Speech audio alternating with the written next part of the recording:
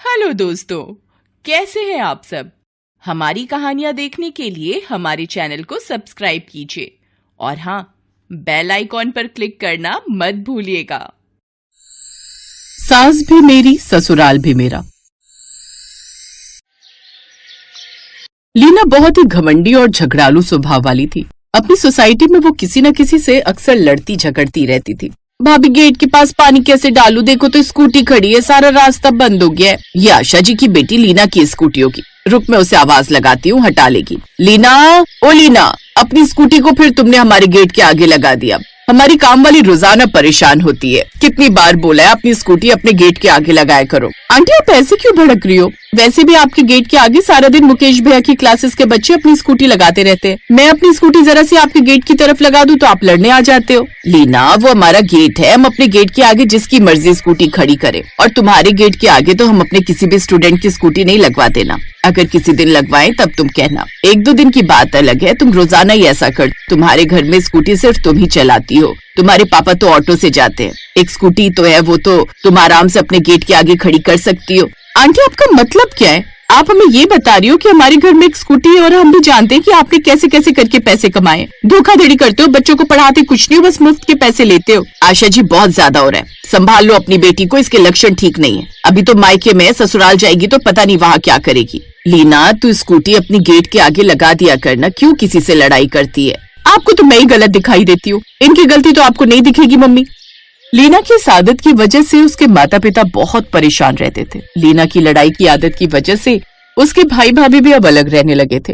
लीना, ये तेरी लड़ाई की आदत की वजह से ही अमित और मीनू किराए पर रहने के लिए चले गए हैं, वरना मीनू बहुत अच्छी है, किसी से लड़ाई नहीं करती। मम्मी, आपको क्या लगता है कि भाभी को घर से निकालने वाली मैं हूँ? एक बात बताओ मम्मी, दिवाली के दिन भैया भाभी के लिए नई 5,000 की साड़ी लाए, पर मुझे भाई दूज के दिन सिर्फ 1,100 रुपए पकड़ाए। लेना, तो तू अच्छे से जानती है, मीनू की भाई की शादी थी, इसलिए मीनू ने नई साड़ी खरीदी थी। बिल्कुल सही कह रही है तुम्हारी माँ। अभी 6 महीने पहले ही तूने नया लैपटॉप मांगा था तो क्या अमित ने तुझे लेकर नहीं दिया था? और फिर ये जो फोन तू इस्तेमाल कर रही है, ये भी अमित ने ही खरीद कर दिया है। आगे तेरी शादी होगी तो पैसा भी अमित ही लगाएगा। आप सही कह रहे हो, ये सबसे लड़ाई करके रखती है। याद रखना लीना, सबसे बना कर रखने में ही भलाई होती है, पर तू है कि तुझे तो हर किसी की भी कमी दिखाई देती है। खुद में कमी ढूंढना सीख। आगे तेरी शादी होगी तो क्या तू अपने ससुराल में भी ऐसे ही सास के साथ लड़ाई करती रहेगी? हाँ, अगर मुझे सास पसंद नहीं आई और मेरे मन मुताबिक कुछ नहीं हुआ तो मैं तो जरूर लड़ूंगी, क्योंकि ससुराल भी मेरा होगा और सास भी मेरी होगी, और उनके साथ मुझे कैसे पेश आना है ये तो मैं ही डिसाइड करूंगी। लीना का विवाह सौरभ के साथ हुआ। सौरभ का परिवार बहुत अच्छा था और उसकी माँ निर्मला देवी स्वभाव से बहुत शांत और प्यारी थी। लीना अपने मायके की तरह यहाँ भी सोचती थी कि सब कुछ मेरा है और वो जो चाहेगी वही करेगी। पहले ही दिन उसने अपनी सास निर्मला देवी को टोकना शुरू कर दिया।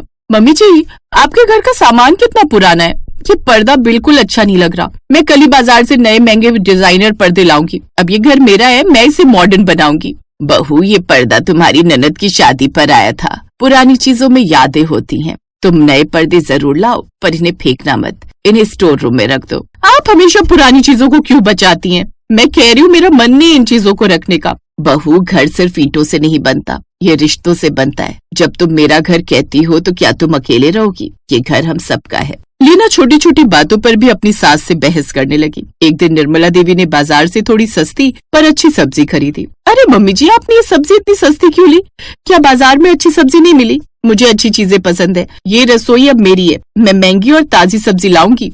बहू, महंगी सब्जी हमेशा अच्छी नहीं होती। समझदारी इसमें है कि अच्छे दाम पर अच्छी चीज लो। हमें फिजूल खर्ची नहीं करनी चाहिए। आपको मेरी बातें समझ ही नहीं आती। जब मैं कह रही हूँ कि सब मेरा है तो मैं अपने मन का क्यों न करूँ? तुम बार बार मेरा कह रही हो बहू। क्या तुम मुझे इस घर से अलग कर रही हो? सास भी तुम्हारी है, पर उसे सम्मान तो दो। एक शाम जब लीना ने अपनी सास से ऊंची आवाज में बात की तो सौरभ ने उसे रोका।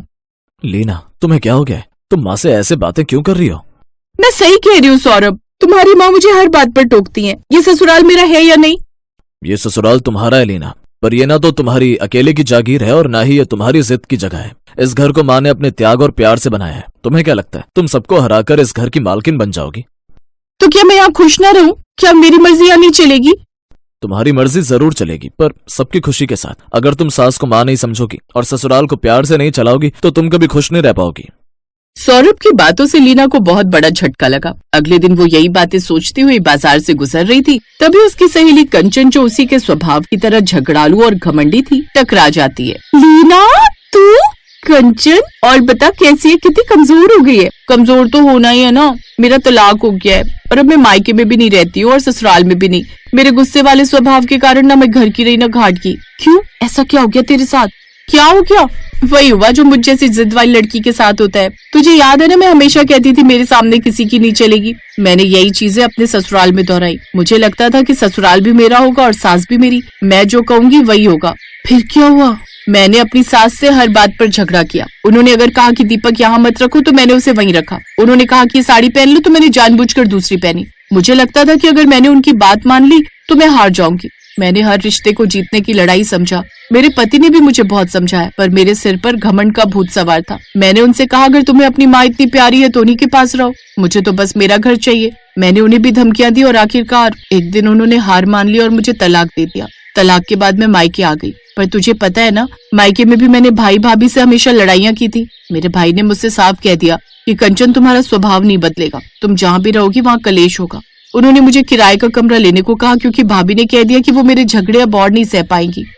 मतलब तुम अब बिल्कुल अकेली रहती हो? हाँ लीना, बिल्कुल अकेली। न मायके का घर मेरा रहा न ससुराल का। मेरी सारी जिद और घमंड मुझे यहाँ ले आई है। मुझे अब समझ आ रहा है कि रिश्तों में मेरा नहीं बल्कि हमारा कहना पड़ता है। मैंने हर रिश्ते से लड़ने की कोशिश की और अंत में मैंने खुद को ही खो दिया। मेरे पास अब कोई नहीं है। तो अब तो तुझे अपनी गलती का एहसास हो गया है तो तू वापस चली जा। नहीं जा सकती लीना, क्योंकि मेरे हस्बैंड ने दूसरी शादी कर ली है। कंचन की आप बीती लीना के लिए एक आईना और चेतावनी दोनों थी। लीना ने महसूस किया कि वो भी उसी की राह पर थी। सौरभ ने उसे रोका था और कंचन का दुखद अंत उसे एक साफ सबक दे रहा था। कंचन, मुझे बहुत दुख हुआ, तुमने मुझे बहुत बड़ी सीख दी है। मैं भी बिल्कुल यही गलतियां कर रही थी। सौरभ ने कल मुझे डांटा था और मैं नाराज थी, पर अब मुझे समझ आया कि वो मुझे बचा रहा था। तुम बहुत खुशकिस्मत हो लीना कि तुम्हें तुम्हारा पति और सास इतने अच्छे मिले। मेरी तरह सब कुछ हारने से पहले तुम खुद को बदल लो। रिश्तों को जीतो मत, उन्हें जियो। मैं जरूर बदलूंगी कंचन। मैं अपनी ससुराल को प्यार से चलाऊंगी, जिद से नहीं। अब मैं अपने भाई भाभी को वापस बुलाऊंगी, मुझे उन्हें भी मनाना है। तू भी अपना ख्याल रख और एक नई जिंदगी शुरू कर। मैं तो बस तेरी खुशी की कामना करूंगी और मिलते रहना। हम अच्छे दोस्त रहेंगे हमेशा।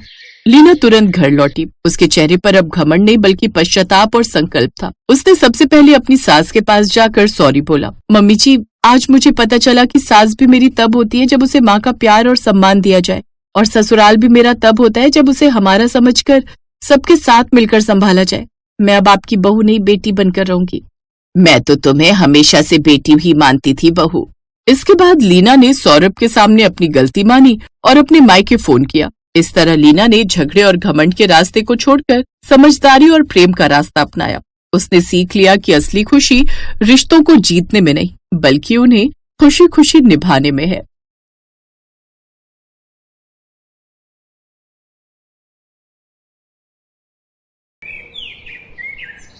मम्मी, मैं पहले ही बता रही हूँ कि मेरी शादी ना छोटी फैमिली में करना, क्योंकि मुझे अपनी सहेली प्रेरणा की तरह वो सब तामझाम नहीं चाहिए जैसे उसके बड़े से ससुराल में होता है।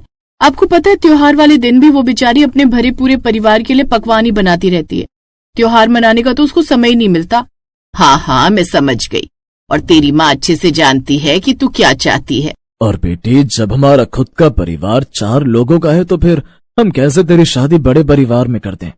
तो फिक्र मत कर, बड़े भाई साहब ने एक रिश्ता बताया है।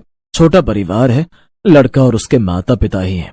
परिवार में तो खुश रहेगी। अरे वाह, इसका मतलब अब ननद का झंझट ही खत्म वहाँ पर। कुछ ही दिनों बाद सुभिक्षा की शादी राघव नाम के लड़के से हो जाती है। अपने छोटे से परिवार में आकर वो बड़ी खुश थी। 3 जन का परिवार था जिसमें झट से वो सबके लिए खाना बना देती।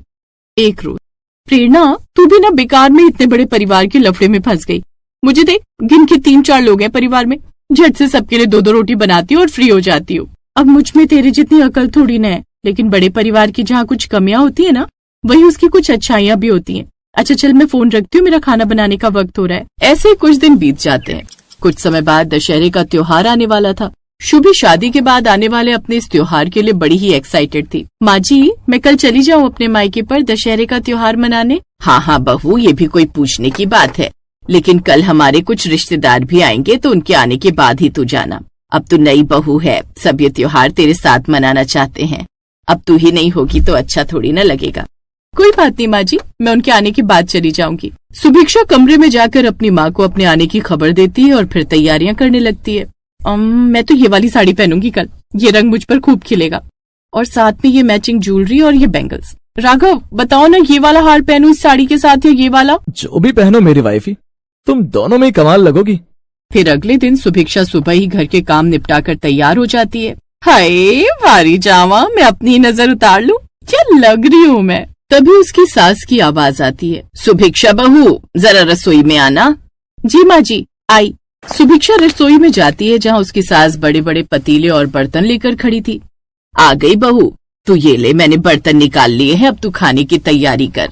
इतने बड़े बड़े बर्तन माँ जी? हाँ बहू, मेरे सब ससुराल वाले आएंगे, जैसे कि तेरी ताई सास, ताया ससुर, उनकी बहुएं यानी कि तेरी जेठानियां, उनकी नंदे। हमारे यहाँ हम हर साल ऐसे ही त्योहार मिलजुल कर मनाते हैं, कभी इसके यहाँ तो कभी उसके यहाँ। ये सुनकर तो सुभिक्षा के होश ही उड़ जाते हैं और अब दौर शुरू होता है धीरे धीरे घर में मेहमानों के आने का। पहले ताई सास और उनका परिवार, उसके बाद चाची सास और उनका परिवार, फिर बुआ सास, तो कभी उनके गांव की कुछ औरतें जो कि उन्हीं के मोहल्ले में रहती थी। ऐसे ही सारा दिन एक न एक रिश्तेदार चला आ रहा था। सुभिक्षा को तो जैसे रसोई से फुर्सत ही नहीं मिलती। बहू देख तो दिल्ली वाली बुआ जी आई हैं, इनके लिए अदरक वाली चाय बनाकर ले आ, और वो भी बिना चीनी के। जी जी बस अभी लाई। रसोई में लगातार काम करते करते अब पसीने से मेकअप भी बहने लगा। इसी बीच उसकी माँ का फोन आ जाता है। शुभी बेटी, कहाँ रह गई तू, अभी तक आई क्यों नहीं?